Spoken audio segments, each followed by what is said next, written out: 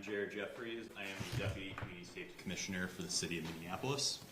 Thank you all for taking the time this morning. 5 years ago, the world watched as the murder of George Floyd ignited a movement for change. As we approach the anniversary of that day, this coming weekend, I want to recognize that the aftermath of that tragic event began a needed journey of reform, healing, and a commitment to a more equitable and safer Minneapolis. And the city has moved forward with more than reforming our police department. We continue to evolve our approach to community safety with an end goal of always providing the right response at the right time. And the city has moved forward. This means that we are looking to improve our systems as a whole and not just our police response. Across our city government, we are investing in prevention, response, and restoration services. And this means innovating those resources and initiatives. This is community safety reform work that includes police reform, but is also much more. Police reform cannot be sustainable without reassessing and changing our approach to community safety. And this new approach to a safer Minneapolis cannot exist without policing that is community-oriented. As we move forward with this process, we're here today to speak to the city's progress toward reform under the MDHR settlement agreement as recognized in the independent evaluator ELEFA's Year 1 report. This report covers the city's progress over the last 6-month period from October 1st, 2024 through March 31st, 2025. As the Year 1 report itself states, the city and MPD have made more progress toward building a foundation for sustainable reform in the first year of monitoring than nearly any other jurisdiction.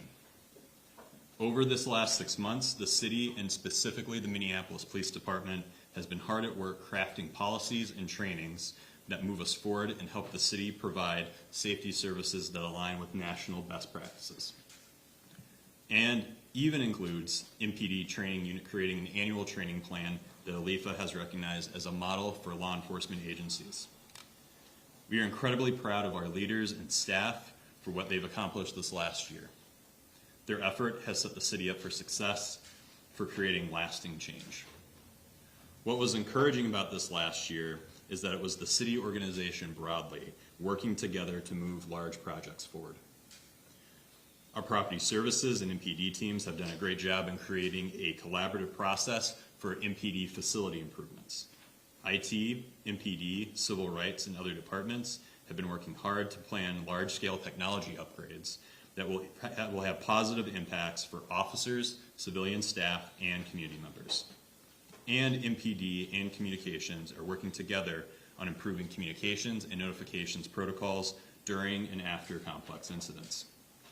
That is how the city is going to be successful, by tackling this work together and maximizing the city's resources to take on these changes.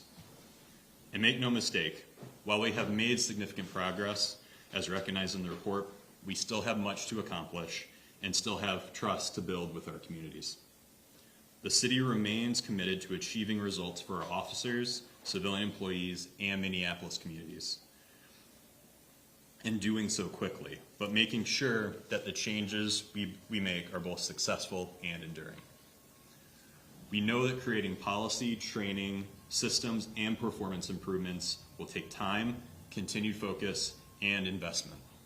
Minneapolis will continue to forge ahead expeditiously with purpose to tackle these significant reforms under the settlement agreement. And we, together with our partners and communities, look forward to progressing ahead to meet these challenges. I'll now turn it over to Chief O'Hara. Good morning.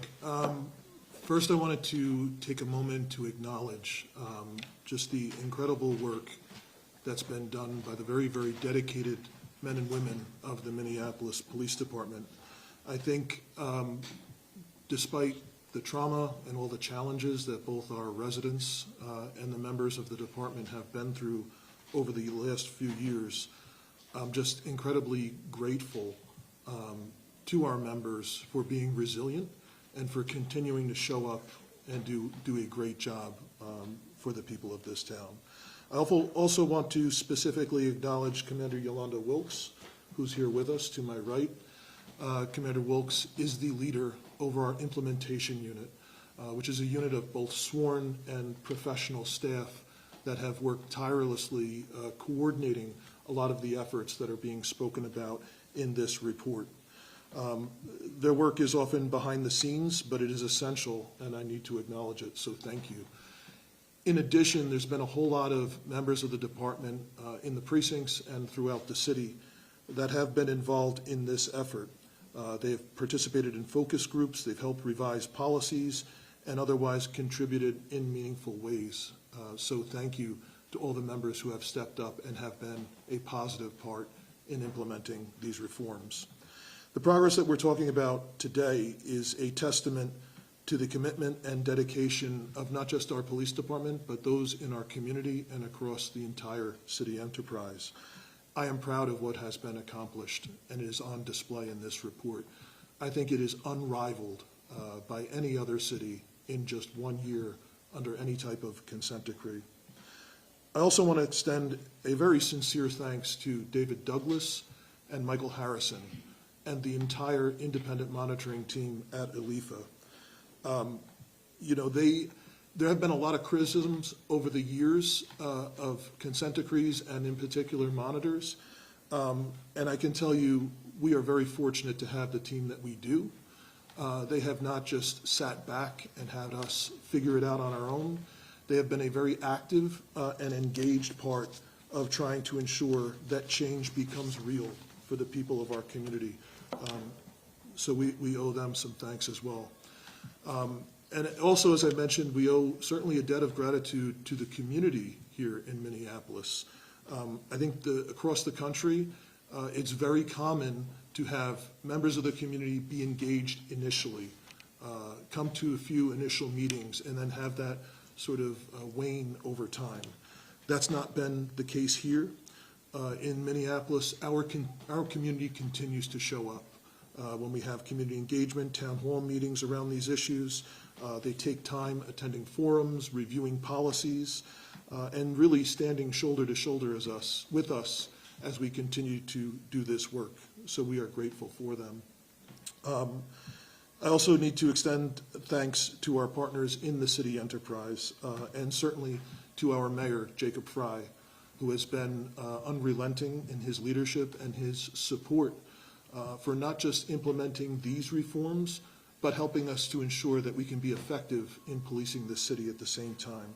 Also want to extend thanks to the City Council, to our Community Safety Commissioner, Todd Barnett, the City Attorney's Office, and all who have helped us work through these issues.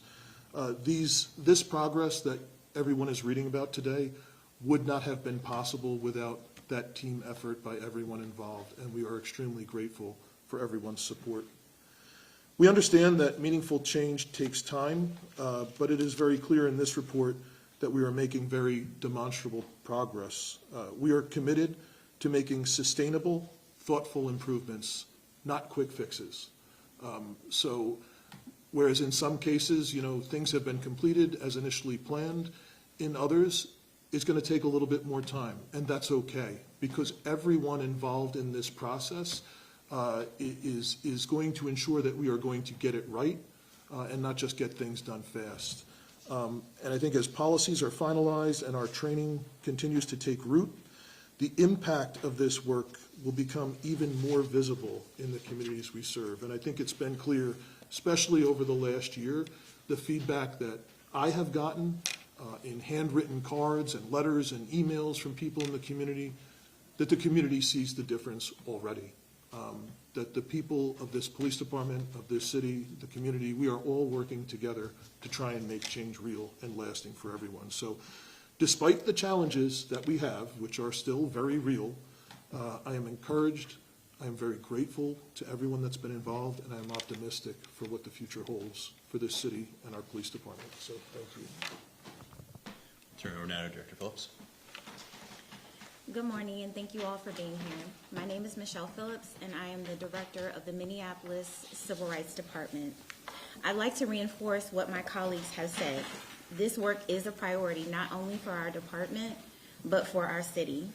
I've been here in Minneapolis for less than a year.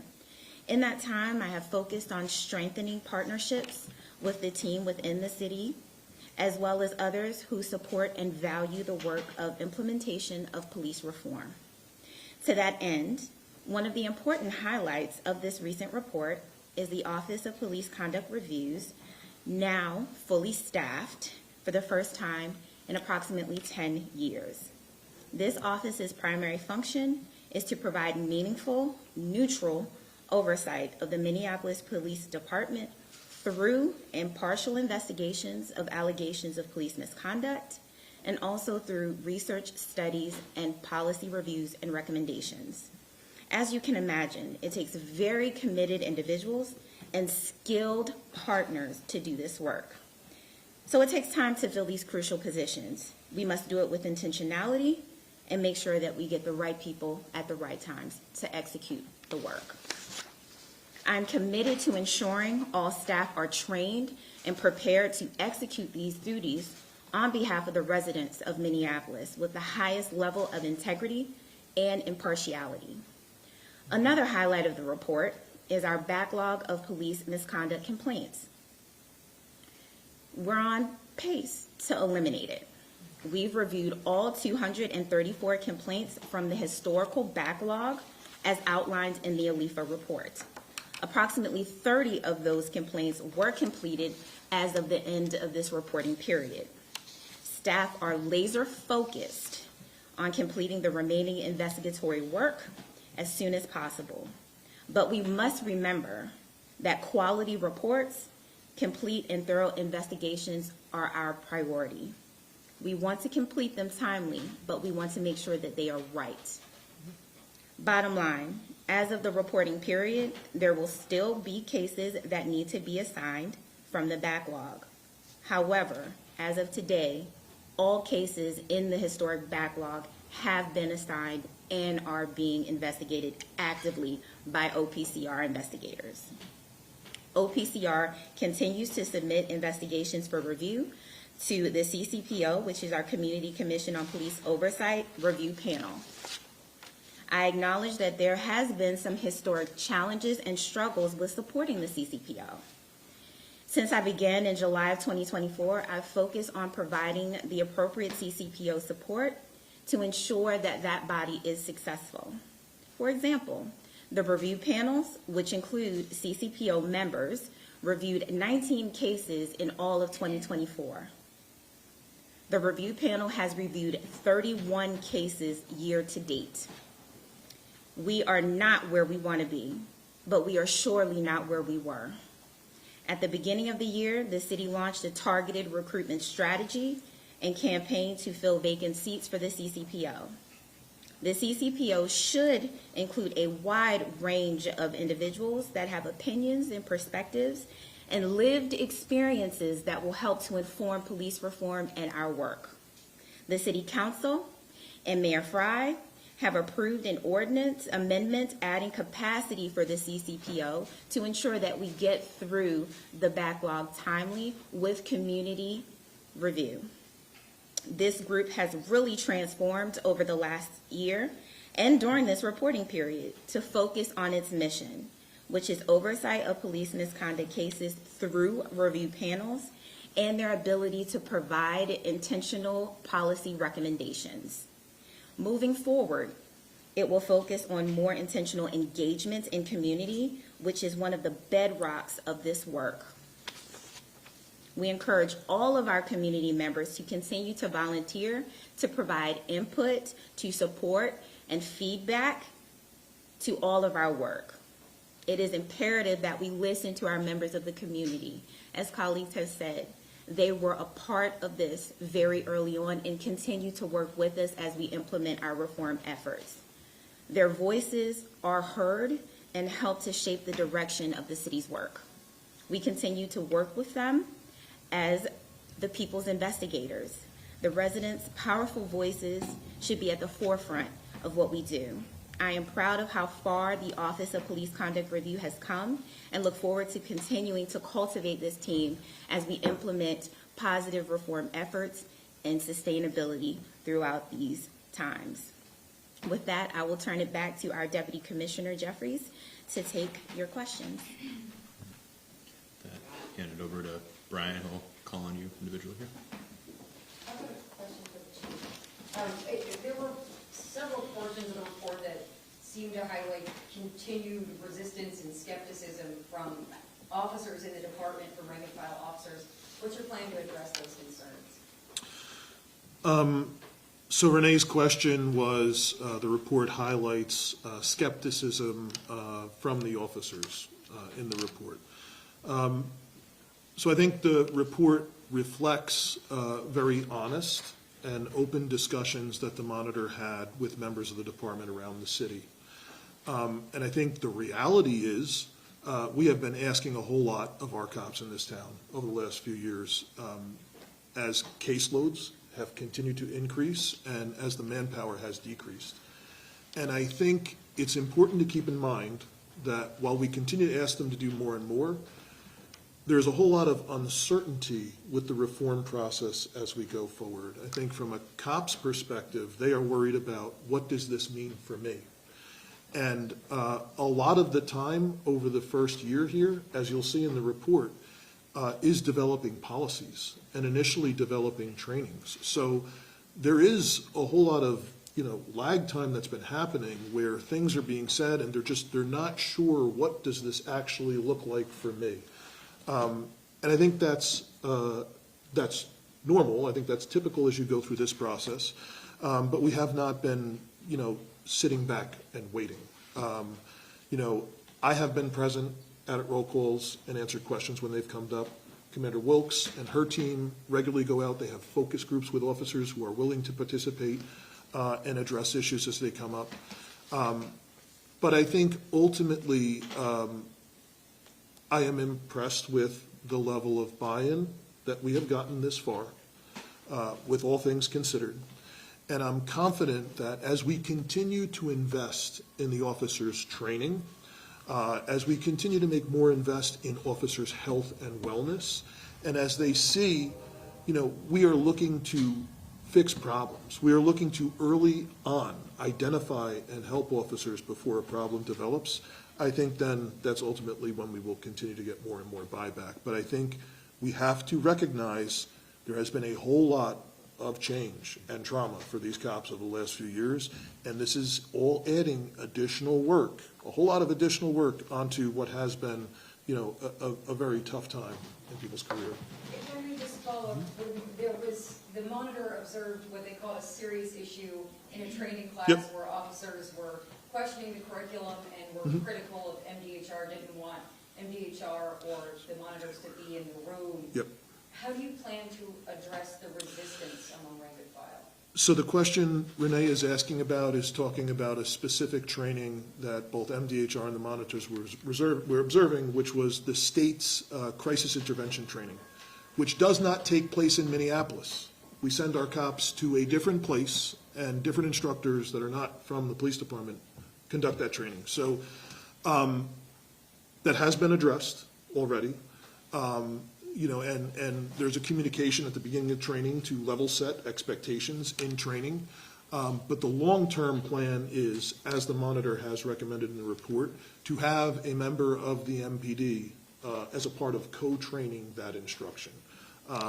And I think that's an easy way to address it, because it's in that training environment where that issue happened, not when cops are here locally doing the other trainings.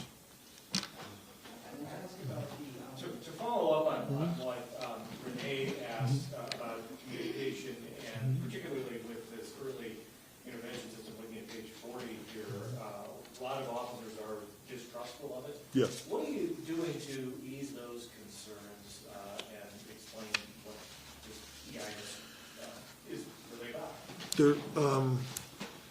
That is a natural concern that cops everywhere have, because they feel like it is intrinsically tied to discipline somehow, that it is just another gotcha in the context of we're adding hundreds and hundreds of pages of new policies that could potentially be violated. It has been a long process, and it continues to go forward, trying to get the technology in place to implement fully the early intervention system. I think once that is ultimately implemented and we are able to be effective, cops can see ultimately what it is. But we are not there yet. And I think, I think it is going to take our ability to actually implement this system in an effective way so that cops are hearing about potential complaints that might be coming up first when they happen, first as a pattern starts to emerge, and not months or a year later. And so I think the difficulty is both, the technology element of being able to implement that system and the reality of the system that the cops here have been living under this entire time with backlogs and everything else. I'd like to ask a question about the backlogs. It looks like your backlog went from 685 in September to 24 for level 1. I mean, it's down dramatically. How far back does some of the backlog go? I don't have that information in front of me. We can get that to you, but I do believe the backlog that Esme is talking about is for force investigations Right, specifically. right. Yeah. I was wondering if it went back 6 months, or did it go back 5 years? It's longer than that. Longer than Yeah, that? yeah. 685 cases? It's definitely longer than 6 months. I can find that out. We'll get that to you before we leave. Yeah. What are you? And to be clear on that backlog, that doesn't mean that 685 cases were not reviewed at all.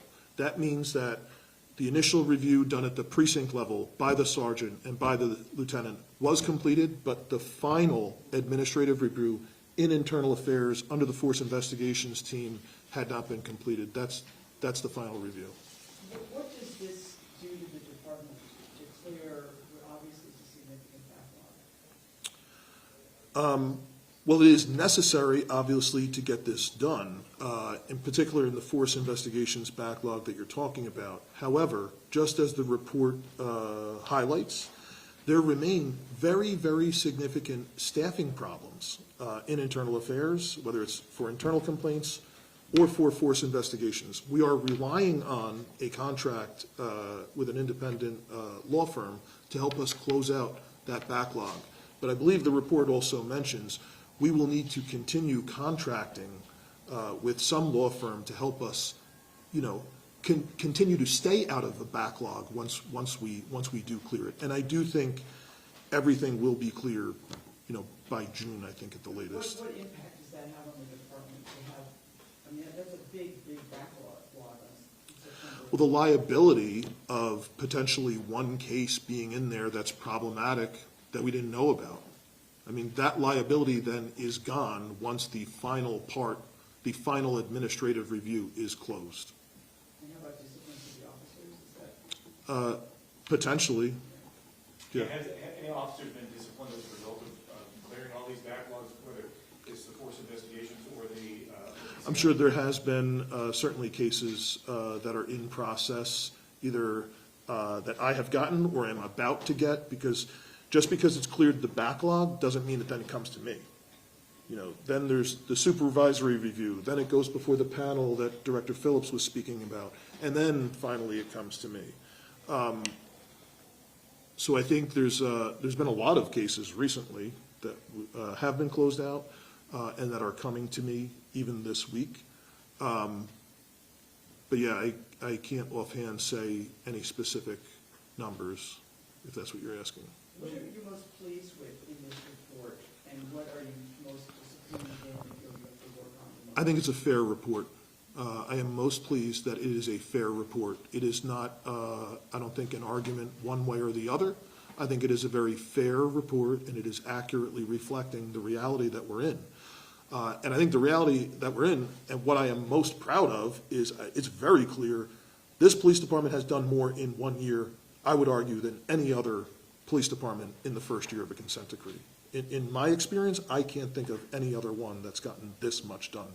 First year is very, very hard, and I think there's a number of reasons why that has happened, but the main reason being all of the major players involved, especially the monitor, have been committed to actually getting things done. Chief, there's a couple differences in there, or a couple mentions in there of the difference between the anticipated things in the federal Yep. consent decree, such as the big scheduling change.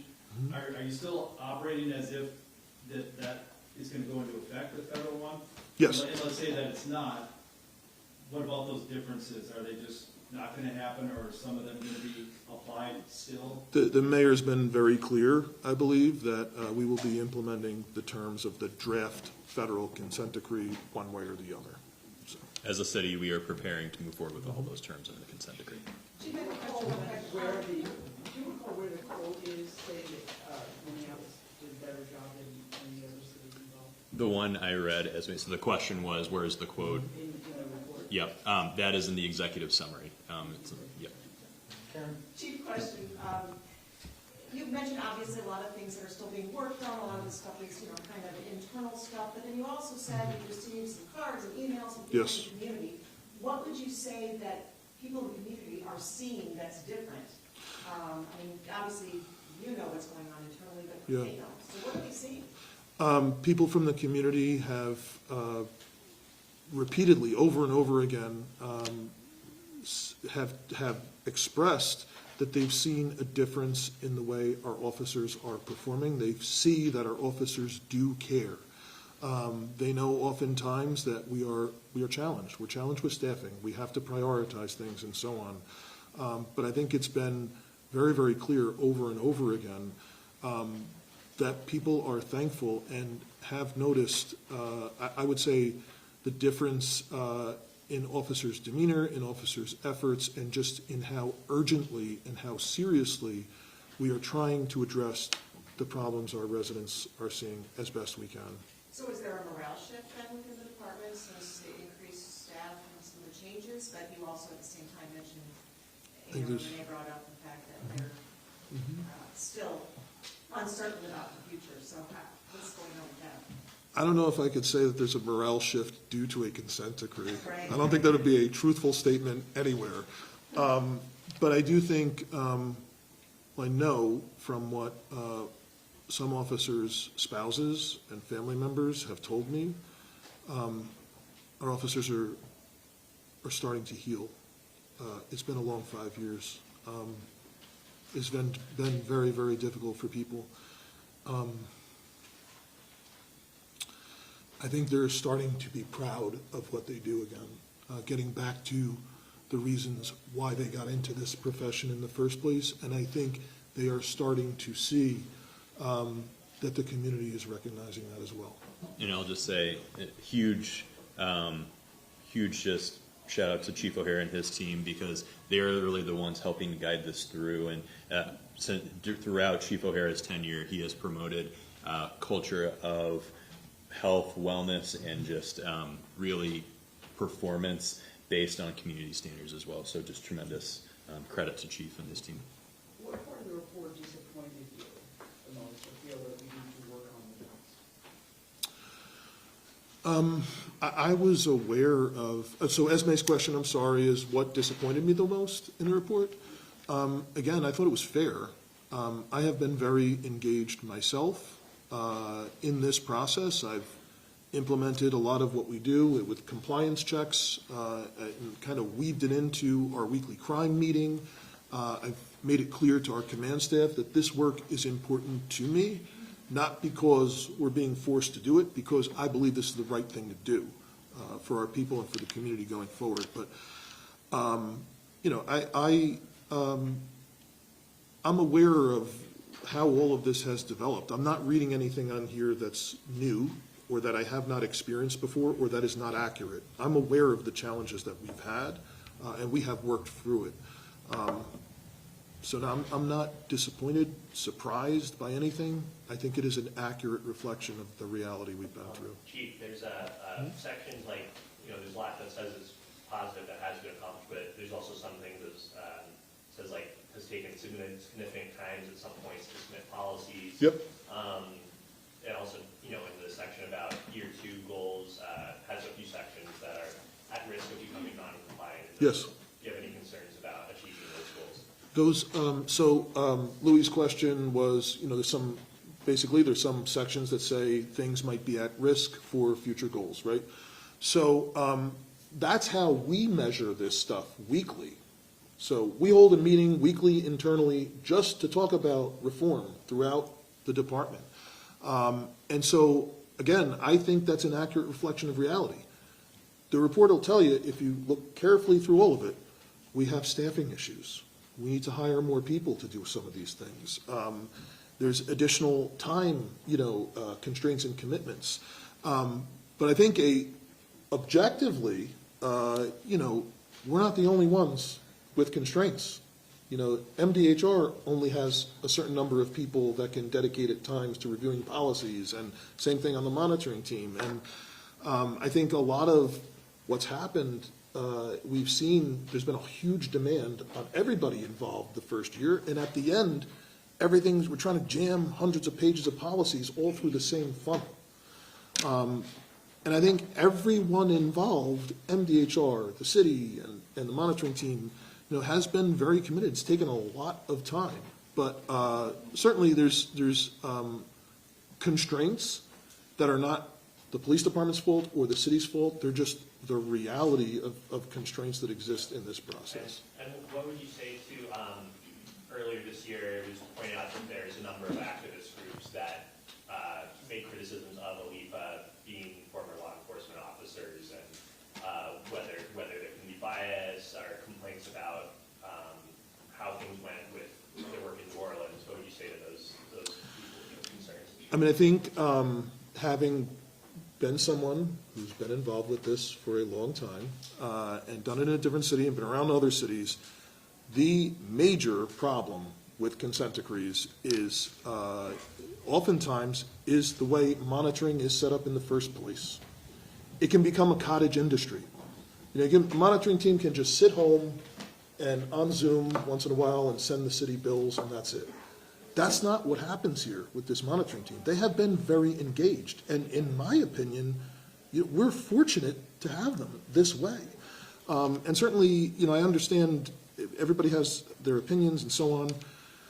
I would want people involved with some level of expertise if they're going to come in and be the experts on how things are going to run. And I think we would want a diverse group of people. And I think, yes, that should include, folks who have experience in managing, complaints and things. It also should include folks who have experience running police departments under consent decrees. And I think it's a good thing to have people with experience that other folks don't have, as opposed to just taking someone random. Yeah, what kind of One more question.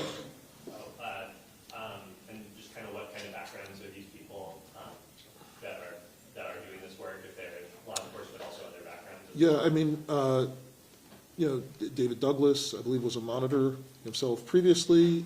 Michael Harrison was a police chief in 2 cities under a consent decree. Arlinda Westbrooks was a civilian head of internal affairs.